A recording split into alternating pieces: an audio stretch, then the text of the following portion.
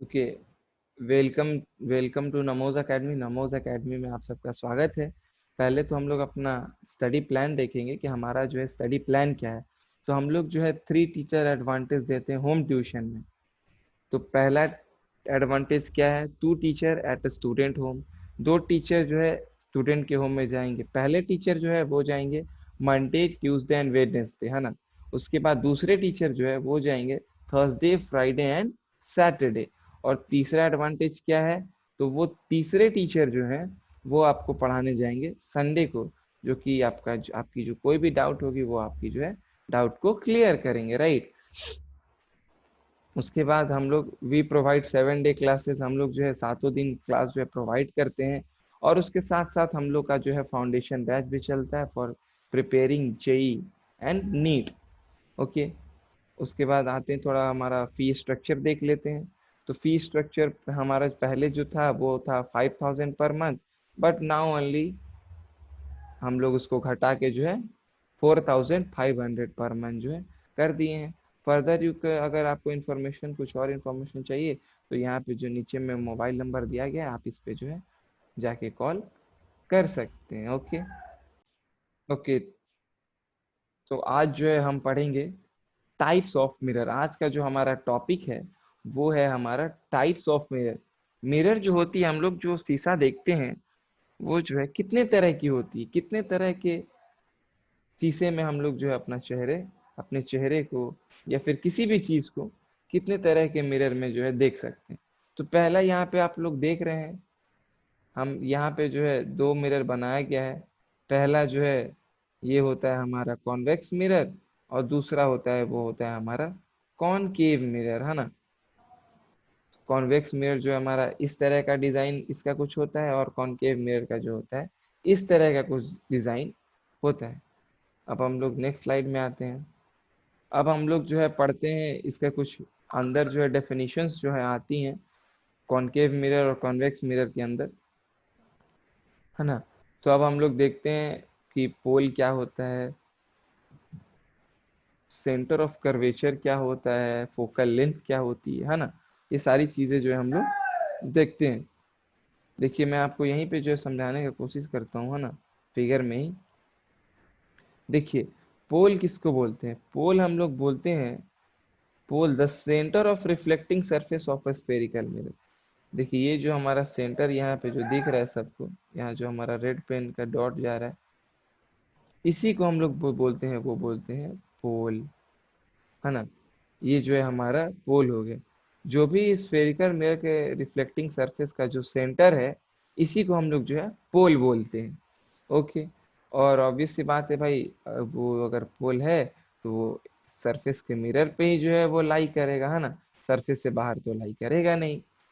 Okay. अब next हमारा जो आता है वो आता है हमारा सेंटर ऑफ कर्वेचर। हमारा जो सेंटर ऑफ कर्वेचर क्या होता है, तो the centre of sphere of which the mirror forms the part and it is represented by C. तो हम लोग पहले इस जो है मिरर को जो है पूरा जो है अच्छे से पूरा जो है इसको स्फेरिकल में कर्व जो है बना लेते हैं, है ना। ये जो है हमारा बन गया। इसके बाद ये जो है हमारा, जिसे हम यहाँ पे रेड ड्रॉ पे मान लेते हैं, ये हमारा जो है सेंटर है। तो इसी सेंटर को हम लोग बोलते हैं सेंटर ऑफ कर्वेचर, जिसको कि हम लोग शॉर्ट फॉर्म में लिखते हैं COC। ओके। यहाँ तक सबको क्लियर है। अब हम लोग आ जाते हैं फोकल लेंथ, कि भाई फोकल लेंथ क्या होता है। तो फोकल लेंथ वो लेंथ है जो कि पोल से फोकस के बीच में एग्जिस्ट करती है, इसी को हम लोग जो है बोलते हैं फोकल लेंथ।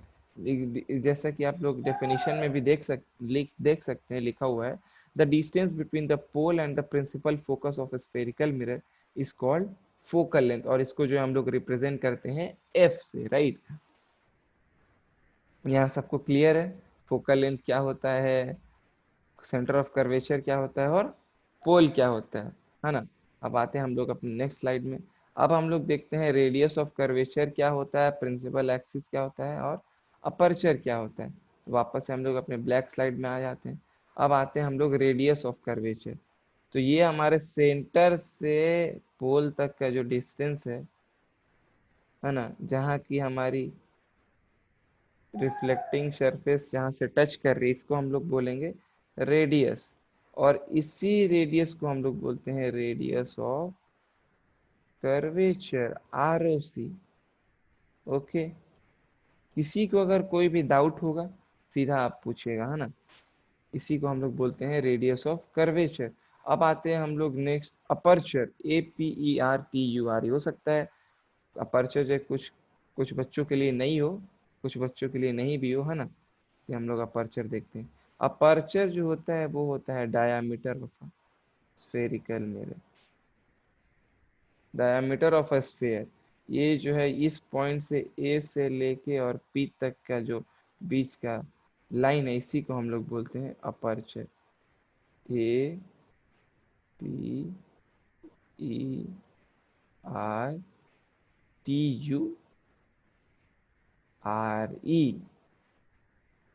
ओके, इसी को हम लोग बोलते हैं अपर्चर। और हमारा नेक्स्ट जो है वो हो गया हमारा प्रिंसिपल एक्सिस। तो भाई प्रिंसिपल एक्सिस इस एक्सिस को बोलते हैं, जो कि हमारा जो है प्रिंसिपल एक्सिस, उसको बोलते हैं जो हमारा straight line joining the pole and the centre of curvature, जो हमारे पोल को और सेंटर ऑफ कर्वेचर को है ज्वाइन करता है, उसी को हम लोग जो बोलते हैं वो बोलते हैं प्रिंसिपल एक्सिस। ओके, किसी को कोई डाउट नहीं होनी चाहिए, है ना। अगर कोई भी डाउट है आप मुझे मैसेज कर सकते हैं या फिर जो है कॉल कर सकते हैं। ओके। ओके,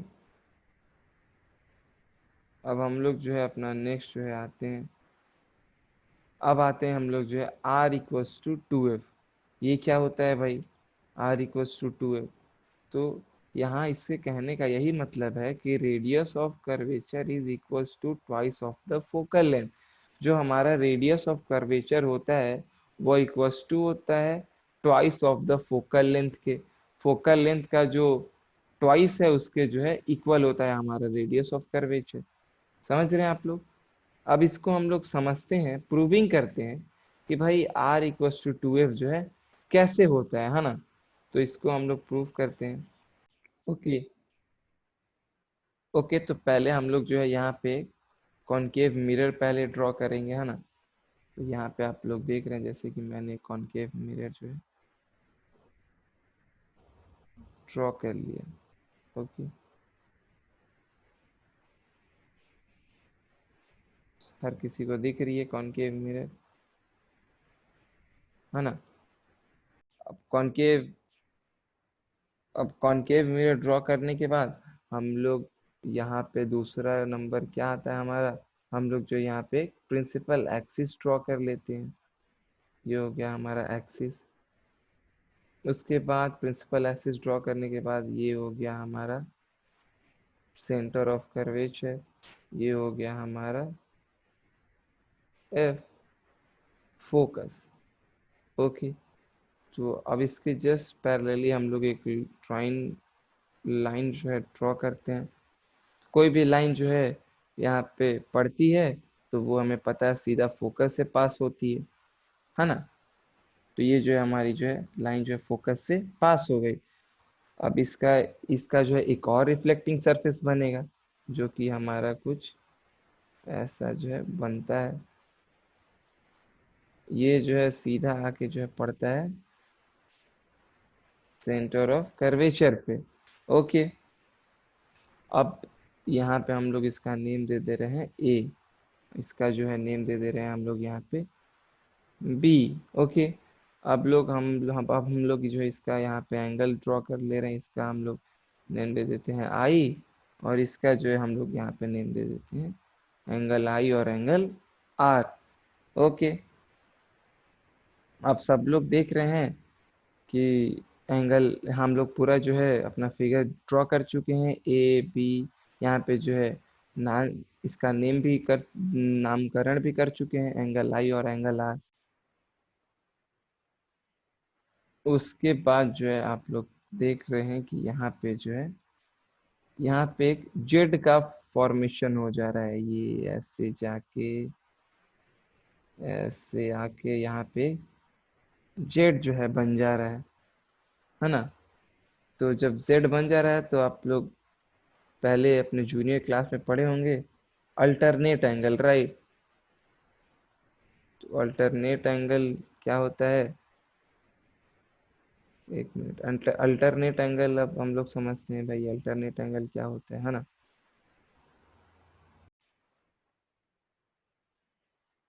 ओके, तो हम लोग अभी देखते हैं कि हम लोग अभी समझे कि यहाँ पे जो है हमारा जेड का फॉर्मेशन जो है हो गया है। तो हम लोग जो है यहाँ पे लिख सकते हैं कि एंगल ए, तो जो यहाँ जो एंगल आई है यहाँ पे भी वही हो जाएगा एंगल आई, भाई अल्टरनेट एंगल से, है ना।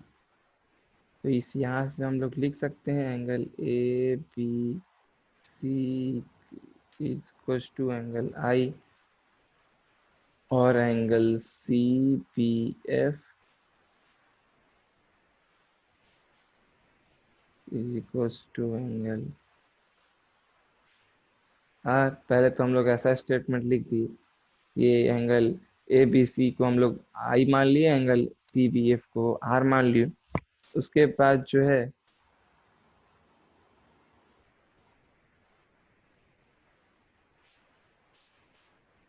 उसके बाद जो है हम लोग नेक्स्ट, तो यहाँ पे जो हम लोग लिख सकते हैं angle A B C is equal to angle B C A. भाई दोनों इक्वल कैसे हुआ, तो वो हम लोग यहाँ पे लिख देंगे अल्टरनेट एंगल से, अल्टरनेट एंगल। ओके, ये हमारा एल है ना, alternate angle. Okay,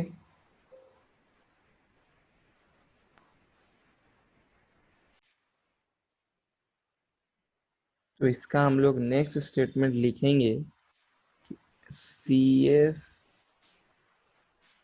is equal to B F. भाई अब क्वेश्चन आता है कि C F is equal to B F कैसे लिख दिए, और इसको हम लोग इक्वेशन 1 मान लेंगे। तो ये हमारा लिखा हुआ है। तो यहाँ पे हम लोग देखते हैं side opposite to equal angle are equal, ये हम लोग पहले पढ़े हैं, है ना। तो यहाँ पे हम लोग देख रहे हैं कि यहाँ जो एंगल है वह यहाँ भी है, तो इसका साइड भी तो इक्वल होगा। इसीलिए हम लोग यहाँ पे लिखे हैं C F is equal to, ये सी एफ जो है इसी के, ये बी एफ के बराबर हो गया। ओके, यहाँ पे आप लोग लिख भी सकते हैं कि side opposite to equal angles are equal, यहाँ पे आप लोग स्टेटमेंट दे सकते हैं। अभी मैं इसको ड्रॉ डिलीट करता हूँ, इरेज कर देता हूँ अभी, सब लोग लिख लीजिएगा, है ना।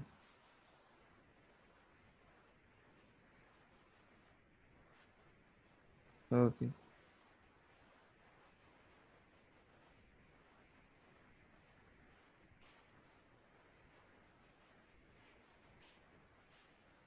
ओके, तो ये हमारा, यहाँ पे हम नेक्स्ट लिखते हैं इधर लाइन ड्रॉ करके। अब नेक्स्ट होता है हमारा, इतना तो हम लोग समझ लिए। अब हमारा यहाँ पे हम देखते हैं, तो ये जो हमारा बी है ये हमारा हो गया पी, प्रिंसिपल एक्सिस। तो ये जो बी जो है हमारा पी से ही बहुत क्लोज है, ऐसा हम लोग यहाँ पे लिख देते हैं। बी इज, यहाँ पे पहले लिखते हैं बी इज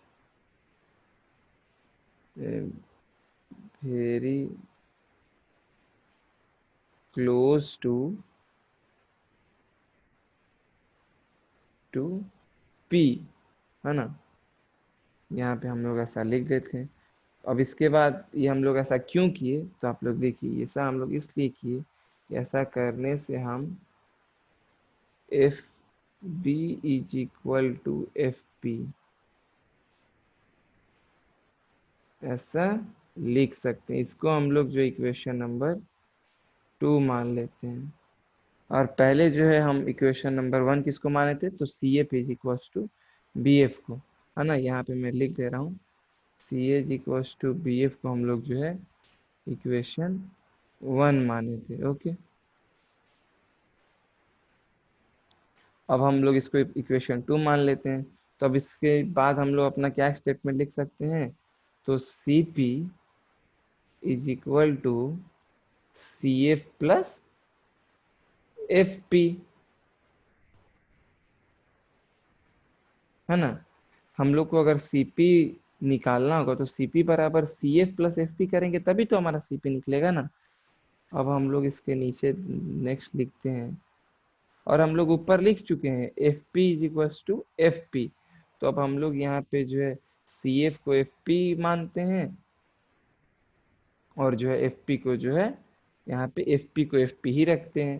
तो यहाँ पे हम लोग जो है नेक्स्ट लिखेंगे सी एफ को हम लोग यहाँ पे लिख देते हैं बी एफ या फिर एफ पी, दोनों में से कुछ भी आप लिख सकते हैं, बराबर प्लस एफ पी।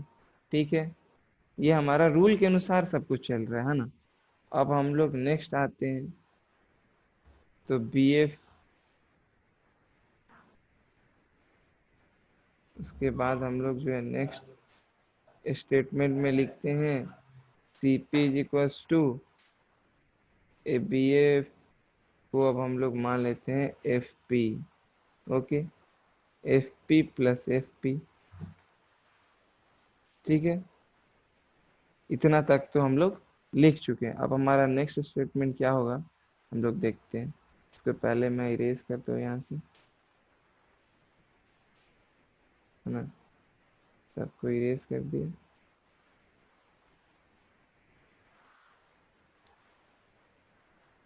ओके, अब हम लोग जो नेक्स्ट देखते हैं वो यहाँ से यहाँ एक लाइन ड्रॉ कर देते हैं। हाँ जी, तो उसके बाद हम लोग C P is equals to F P plus F P लिख चुके थे। तो सी पी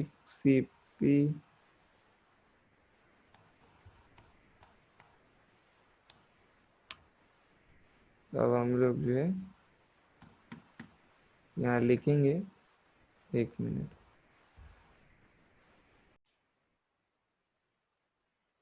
तो यहाँ पे अब हम लोग लिखेंगे सी पी बराबर 2 F P. Okay, F P plus F P जो हो गया हमारा वो हो गया 2 एफ पी। 2 एफ पी हम लोग यहाँ लिख दिए। अब अब हम लोग आते हैं यहाँ पे सी पी को हम लोग क्या बोल सकते हैं, पोल से सी तक के आने वाले डिस्टेंस को हम लोग क्या बोलते हैं, तो C P is equals to होता है हमारा रेडियस। तो आर इज इक्वल टू, अब यहाँ पे जो है आर इज इक्वल्स टू हमारा 2f जो है प्रूव्ड हो गया। अब हम लोग 2f कैसे लिख दिए, तो 2fp को हम लोग जो है यहाँ fp, फोकस से पोल के डिस्टेंस को हम लोग बोलते हैं फोकल, इसीलिए हमारा जो है R is equals to 2f proved हो गया।